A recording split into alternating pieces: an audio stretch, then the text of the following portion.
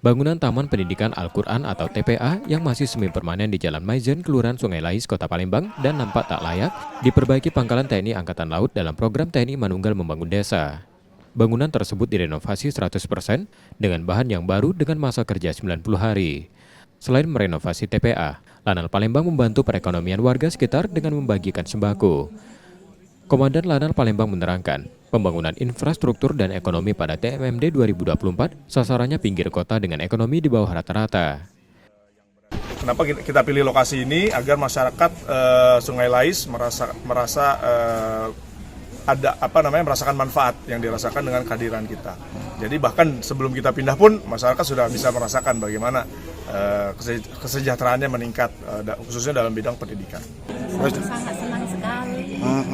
Rasanya kami itu terharu ya itu. Pokoknya senang lah dapat jadi diungkapkan gitu. Ini kondisi TPA seperti ini sudah berapa lama sebelum dibongkar? Ini sudah 20 tahun. 20 tahunan, nggak pernah direnovasi. Oh, ini berarti baru Lanal yang renovasinya. Kami sudah ke sana sini ngajukan proposal tapi nol hasil. Renovasi TPA disambut baik pengurus pengajarnya, karena selama ini hal itulah yang diharapkan. Yudi Kiswanto, Kompas TV, Palembang, Sumatera Selatan.